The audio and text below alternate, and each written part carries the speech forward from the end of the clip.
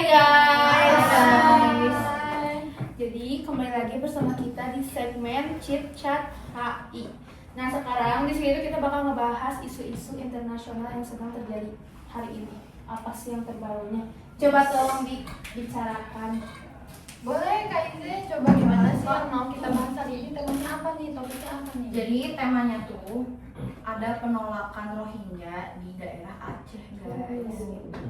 Sebenarnya sih kalau masalah Rohingya itu sendiri akarnya tuh pada jadi gini, ada kebijakan yang diskriminasi lah gitu ya, diskriminasi secara sistematis di sana, dan penolakan kewarganegaraan dari si pemerintah Myanmarnya gitu. Jadi di sana tuh ada undang-undang kewarganegaraan Myanmar di tahun 1982 bahwa si etnis Rohingya itu tidak diakui sebagai salah satu dari sekitar 135 kelompok etnis resmi di Myanmarnya gitu. Jadi mereka tuh ya akhirnya jadi kelompok yang stateless ya. Jadi mereka tuh gak punya kewarganegaraan guys karena si undang-undang tersebut. Dan si Rohingya ini tuh jadi apa ya, semacam etnis stateless terbesar di dunia. Jadi jadi problem banget saking banyak.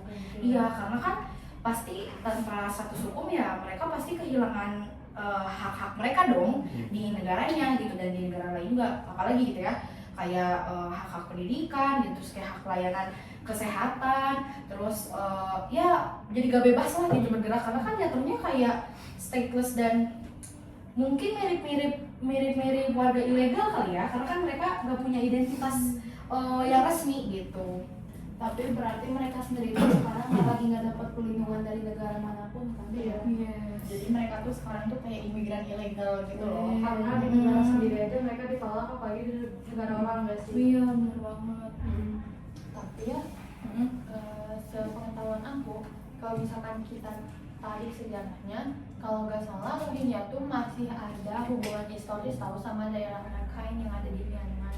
Harusnya sih pemerintah Myanmar peka ya kalau misalkan Rohingya itu masih bagian dari mereka, walaupun mungkin yang sekarang tuh udah berkembang biak. Jadi kita udah nggak tahu dia tuh udah berhubungan darah sama siapa lagi gitu rasnya.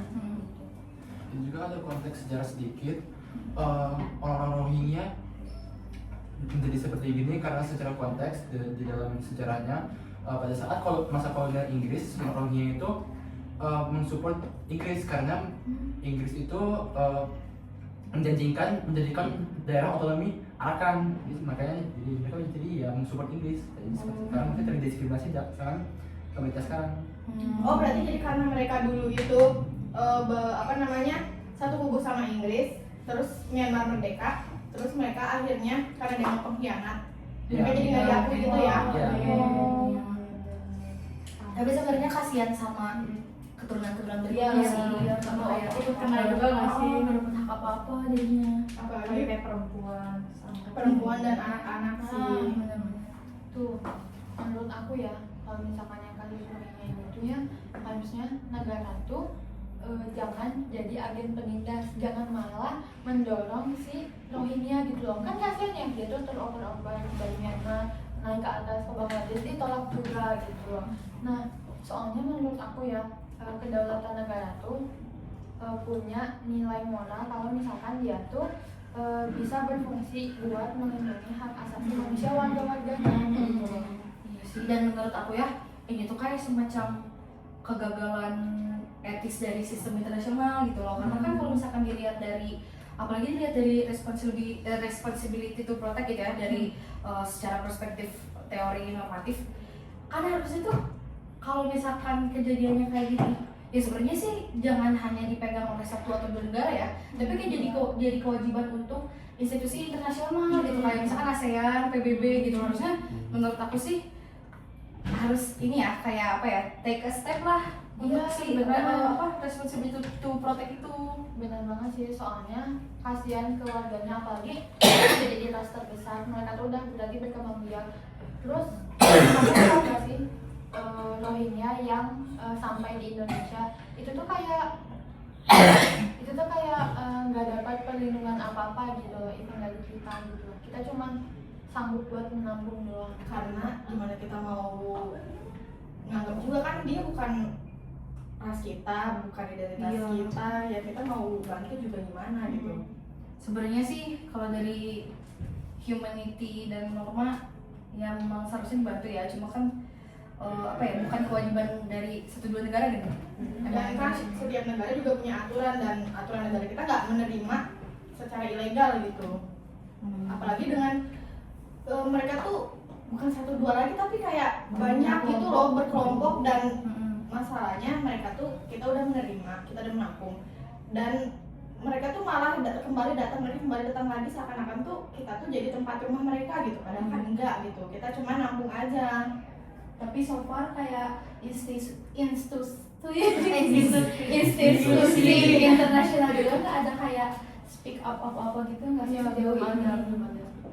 Berarti masih angkat tangan sampai sekarang. Mungkin ya. Karena statusnya stateless juga kan, jadi gitu.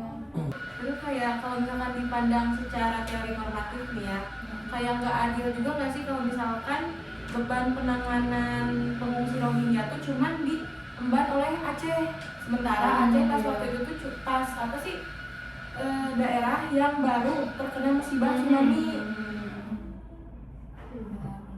Nah kalau kita lihat dari perspektif hak asasi manusia yang tadi dibilang sama Kaiza, benar, karena warga Rohingya itu kehilangan setiap hak-hak untuk hidup, dan dia tuh tidak dapat perlindungan juga, jadi ya kasihan lah hidupnya kayak lontang-lantung, nggak jelas dan tidak ada aturan itu, ada tujuan.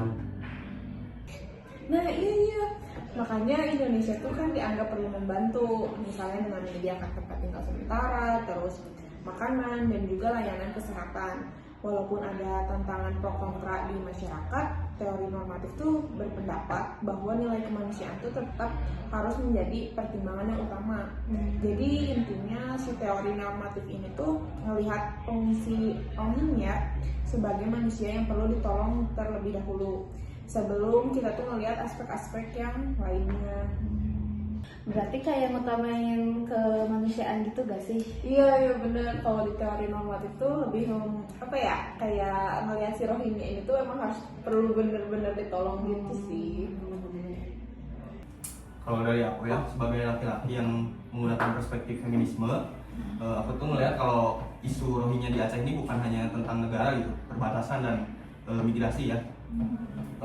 Isu ini tuh mungkin lebih ke tentang manusia, terutama apa ya, banyaknya kan perempuan dan anak-anak ya, yang seringkali menjadi kelompok yang paling rentan tuh di sana tuh kena konflik dan krisis kemanusiaan. Nah tapi ya juga sih tadi aku setuju sama Adia, karena aku kan sebagai perempuan tuh ngelihat banget dari sisi perempuan saya sambil makan. Jadi kayak perempuan tuh bener-bener nggak kelindung banget itu, dan anak-anak kayak perempuan tuh rentan banget jadi kayak bahan percobaan. Mungkin bisa jadi ya, kayak misal kan kita nggak punya tempat tinggal, identitas, bisa jadi kayak karena butuh makan gitu, perempuan itu rela ngelakuin apapun itu biar bisa bertahan gitu, karena timbal balik lagi kayak perempuan itu kan bisa sebagai alat ya guys. Jadi kayak mungkin bisa jadi karena agar kita sebagai perempuan bisa diterima, kita rela memberikan apapun gitu biar kita tuh tetap diterima di situ gitu loh. Karena ibarat kayak kita udah numpang, kita nggak ngasih apa-apa ya, ngapain gitu di sini kan, udah harus dikasih makan, harus dikasih tempat tinggal. Kalau si pemilik nggak dapat apa-apa, cuma dapat kita numpang aja, ya nggak mungkin mau nggak sih?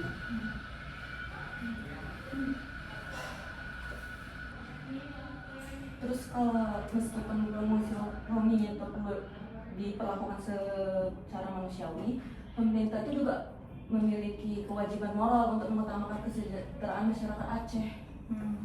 Bener sih. Karena kan kayak gitu juga harus mikirin orang-orang yang di Acehnya juga gak sih? Tapi berarti gak adil banget gak sih buat perempuan sama anak-anak, kayak ibaratnya mereka tuh jadikan objek seksual. Iya, terus terus para kayak laki-laki. terus kayak banyak terjadi eksploitasi juga nggak sih. Terus dari anak-anaknya juga kayak pada putus sekolah karena kan nggak ditampung di mana-mana juga kan, jadi bingung. Kayak udah gratis sejak dari oh hidup kamu tuh harusnya seperti ini. Malah diajarin kayak buat kerja gitu, padahal di umur segitu kan harusnya kita sama-sama nempuk pendidikan. Itu miris. Jadi kasihan gitu. Terus juga ya kan, jadi di sana tuh kan banyak juga ya krisis kemanusiaan yang jadi tuh banyak banget ngekuatin struktur patriarki yang ngebuat tubuh perempuan itu jadi objek terus di konteks itu juga ya perempuan sama anak-anak teh nggak jadi buat jadi ancaman konflik di nyamar juga, tapi rentan menjadi korban perdagangan manusia.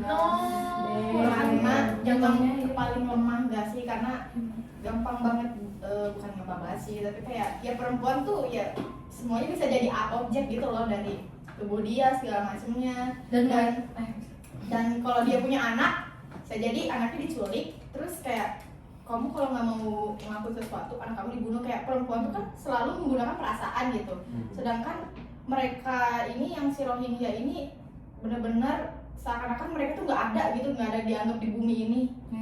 Jadi kayak ya gimana ya, Dehumanisasi. iya benar, untung aja nggak digenosida. Iya. Karena kan kalau dilihat juga mereka tuh gak punya gak punya rasa secure, karena mereka gak punya hak keamanan dari si negaranya sendiri gitu. Dan nggak ada negara lain juga yang mau ambil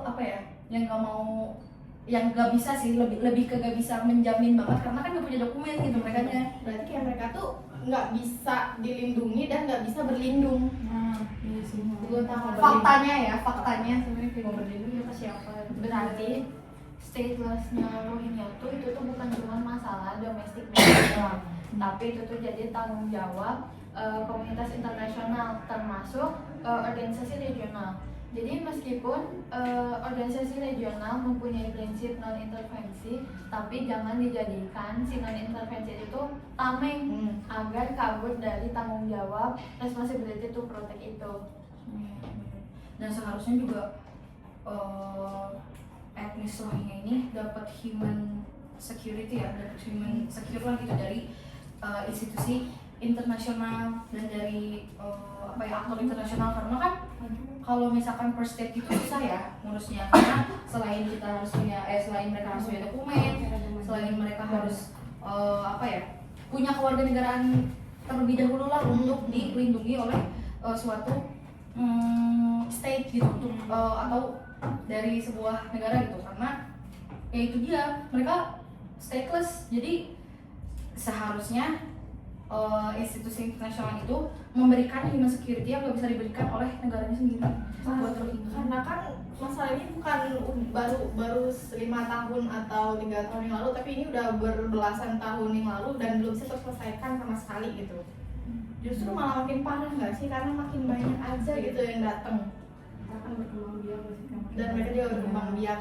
Ya mungkin kita sebagai negara Indonesia juga bingung kan mau nolongnya di mana. Dan pasti susah juga gak sih dari segi neken penambahan jumlah etnis Rohingya itu, karena kan mereka juga pasti dari sanitarinya mereka kurang gitu kan, karena mereka gak bisa dapat hak-hak itu, gak bisa dapat hak-hak untuk akses ke kesehatan gratis dan segala macem gitu. Ya, selain itu juga dari feminisme juga kan mengingatkan kita kalau perempuan tuh di Rohingya tuh nggak bisa dipandang cuma sebagai korban ya. Kalau mereka juga tuh memiliki pengalaman dan suara dan juga kebutuhan yang perlu mereka didengar gitu. Toh mereka juga tetap manusia sama kita. Karena bagaimanapun dari kita lahir kita udah punya hak asasi manusia. Mau kita dimanapun, mau sampai mati pun kita tetap punya hak. Cuman permasalahannya hak itu nggak selalu ada gitu buat kita, nggak selalu bisa kita menyuarakan hak kita, dan nggak selalu bisa didengar juga hak kita, guys. Secara kesimpulan, krisis penolakan Rohingya jika ditelah melalui lensa dari feminisme, khususnya feminisme interseksual dan postkolonial, memperlihatkan bahwa kebijakan eksklusif negara tidak pernah benar-benar netral. Ia selalu membawa dimensi gender yang menentukan siapa yang paling menderita dan siapa yang paling diabaikan. Perempuan dan anak-anak Rohingya tidak sekedar menjadi korban konflik, melainkan korban dari sistem berlapis, yaitu diskriminasi etnis, marginalisasi agama, subordinasi gender yang bekerja sama bersamaan dan saling memperkuat. Kondisi statelessness yang berkepanjangan bukan hanya merampas hak sipil, tetapi juga spesifik merampas hak reproduksi perempuan, hak pendidikan anak perempuan, dan keamanan tubuh mereka dari eksploitasi seksual maupun perdagangan manusia. Nah, feminisme ini mengingatkan bahwa kedaulatan negara itu nggak cuma dijadiin tameng buat mengabaikan perlindungan kelompok paling rentan. Nah, selama perempuan dan anak-anak ini nggak dilibatin dalam proses pengambilan keputusan baik di tingkat camp pengungsian maupun forum diplomatik internasional, maka respon kemanusiaan yang ada tuh cuma akan untuk permukaan masalah tanpa nyentuh si akarnya ini. Nah, oleh karena itu penyelesaian krisis Rohingya itu perlu pendekatan yang sensitif gender secara struktural, jadi bukan sekedar bantuan kemanusiaan yang bersifat sementara. Dan keadaan bagi Rohingya juga nggak bisa tercapai kalau suara perempuan dan nasib anak-anak itu masih ada di pinggiran kebijakan global. Jadi gitu ya kesimpulan. Dari sisi feminis mungkin lebih nekenin banget ke Kelompok rentan ya, anak-anak. Kalau dari normatif sih, Kesimpulan dari perspektif normatif Rohingya ya sebagai kelompok stateless tetap memiliki hak untuk memperoleh perlindungan dan bantuan kemanusiaan karena mereka tuh nggak dapat perlindungan dari negaranya sendiri. Jadi keselamatan dan hak dasar mereka tuh perlu diperhatikan. Terus penyelesaian masalah Rohingya itu seharusnya menjadi tanggung jawab bersama, bukan hanya Aceh dan Indonesia, tapi juga institusi internasional, tapi dengan tetap mengutamakan nilai hak asasi manusia dan kemanusiaan. Begitu ya. oh jadi gitu ya. Lebih ke institusi internasionalnya sih ya. yang lebih menekankan di situ. Betul. Karena kan kalau misalkan dari state udah pasti susah banget ya dengan peraturan yang ada, peraturan negara yang ada, dengan mereka yang mungkin Statusnya juga. statusnya dan tanpa without dokumen and then without any ID card or something. Jadi ini bakal susah. Ya, berarti memang si institusi internasionalnya yang harus kayak take responsibility gitu gak sih? Banget. Gitu guys. Kasian banget jadi mereka tuh sekarang tuh hidup hanya dengan takdir dan kasihan dari orang sekitar aja. Ya kalau misalnya orang ada yang kasihan ya bisa jadi mereka mati gitu kan, karena ya siapa yang peduli juga, misal ibarat bahasa kasarnya nggak ada yang peduli juga gitu sama mereka. Apalagi panway. Jadi gitu guys.